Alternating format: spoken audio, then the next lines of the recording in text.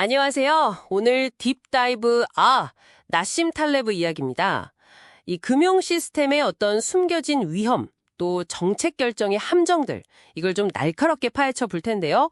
여러분이 주신 자료들 보니까 팔레브가 왜 은행을 헤지펀드보다 더 걱정하는지, 또 어떤 정책들이 왜 예상 못한 결과를 낳는지 이런 얘기들이 있더라고요. 핵심은 뭐랄까 인센티브, 숨겨진 책임, 그리고 2차 효과 이런 것들이에요. 자, 한번 들어가 볼까요? 첫 번째부터 흥미로운데요. 시스템 리스크. 보통은 헤지펀드가 더 위험하다 뭐 이렇게 생각하기 쉬운데 탈레브는 아니라는 거죠. 은행 시스템이 더 걱정된다. 이게 왜 그런 건가요? 네, 그게 바로 이제 스킨 인 더 게임 문제인데요. 자기 이해관계가 직접 걸려 있느냐 이겁니다. 은행가들을 보면요. 실패해도 괜찮을 수 있거든요. 구제금융 같은 거예요. 그러니까 사실상 남의 돈, 즉 납세자 돈으로 좀 과감한 베팅을 할 수 있는 그런 유인이 생기는 거죠. 이게 그 유명한 주인 대리인 문제잖아요. 본인 이익이 주인, 그러니까 고객이나 회사 이익보다 앞서는 상황. 여기다가 도덕적 해이까지. 어차피 책임 안 질 거다 이런 생각이 더해지면 위험이 슬그머니 시스템 전체로 퍼져나가는 거죠. 아하, 그러니까 실패의 결과를 내가 직접 감당하지 않으니까 더 위험한 선택을 쉽게 할 수 있는 구조다. 뭐 이런 말씀이시네요.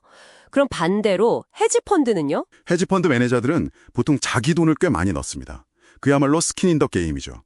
실패하면 자기 돈 날아가는 거니까 아무래도 위험 관리에 훨씬 더 신경 쓸 수밖에 없고요. 위험을 밖으로 떠넘기기보다는 안에서 관리하려는 동기가 강한 겁니다. 네. 탈레브는 바로 이런 직접적인 책임 구조가 시스템을 더 건강하게 만든다고 보는 거예요.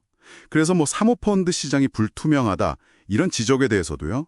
구제금융 가능성만 없다면 투자자가 알아서 책임질 테니 괜찮다. 약간 이런 시각이고요. 물론 만약에 납세자가 위험을 질 가능성이 조금이라도 있다면 그때는 투명성이 당연히 중요해지죠. 듣고 보니 결국 누가 책임을 지느냐? 이게 시스템 안정성의 아주 핵심적인 기준이 되는 거네요. 근데 이 인센티브와 책임, 이게 금융시정만의 얘기는 아닐 것 같은데요? 맞습니다. 탈레브는 이 관점을 정책 결정으로까지 쭉 확장하는데요. 특히 그 트럼프 행정부 때 관세 부과나 이민 제한 같은 정책들 있잖아요. 이걸 아주 비합리적이다 이렇게 강하게 비판합니다.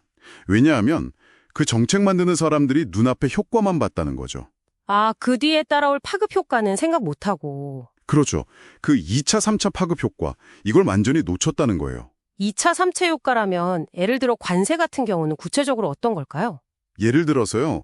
이미 실업률이 아주 낮은 상태예요. 거의 완전 고용인데 여기에 광범위하게 관세를 딱 부과한다.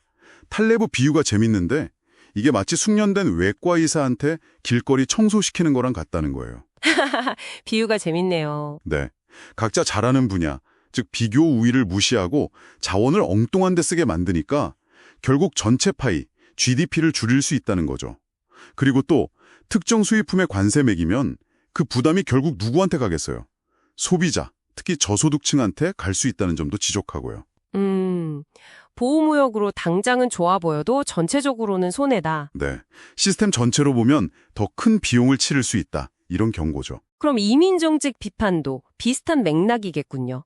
노동력 문제라던가? 그렇습니다. 미국 경제가 사실 저렴한 노동력에 꽤 의존하고 있잖아요. 근데 갑자기 이민 문턱을 확 높여버리면 당연히 노동력이 부족해지고 이게 결국 물가 상승 압력으로 작용할 수 있다. 이런 논리죠. AI가 대체할 거라는 말도 있던데요? 물론 그런 낙관론도 있지만 탈레브는 좀 회의적이에요. 그런 기술적 해결책이 금방 뚝딱 나오기는 어렵다. 현실적으로. 여기서 정말 중요한 건 복잡게 시스템을 보는 눈인 것 같아요. 정책 하나 딱 던졌을 때 이게 호수에 돌 던진 것처럼 파문이 예상 못한 방향으로 계속 퍼져나갈 수 있다는 거. 이걸 알아야 한다는 거죠. 결국 그 시스템적 사고가 없으면 재앙을 부를 수도 있다. 이런 거군요. 당장은 좋아 보여도 숨겨진 비용, 위험이 있을 수 있다. 항상 한 단계 더 깊게 봐라. 이게 바로 탈레브가 계속 강조하는 그 안티프레질리티 개념하고도 연결되는 것 같네요. 정확합니다. 네. 안티프레질리티. 이게 단순히 충격을 견디는 튼튼함을 넘어서는 거잖아요. 네. 예측 불가능한 어떤 스트레스나 변동성 속에서 오히려 배우고 더 강해지는 능력. 이걸 의미하거든요. 탈레브는 우리가 이런 불확실성을 없애려고만 할 게 아니라 오히려 그런 상황에서도 깨지지 않고 이득을 볼 수 있는 시스템을 만들어야 한다. 이렇게 주장하는 거죠. 스킨 인 더 게임도 그런 시스템을 만드는 하나의 방법론인 셈이고요. 자, 그럼 오늘 이야기 쭉 정리해보면요. 탈레브는 우리한테 계속 표면 아래를 보라고 하는 것 같아요. 그 숨겨진 인센티브 구조, 누가 책임지는지, 또 예측하기 어려운 그 파급 효과들, 전문가나 모델 예측을 그냥 믿지 말고 현실은 복잡하고 불확실하다는 걸 인정하고 그 안에서 어떻게 살아남고 더 나아질지 고민하라는 메시지 같아요. 안티프레질리티 같은 개념들 있잖아요.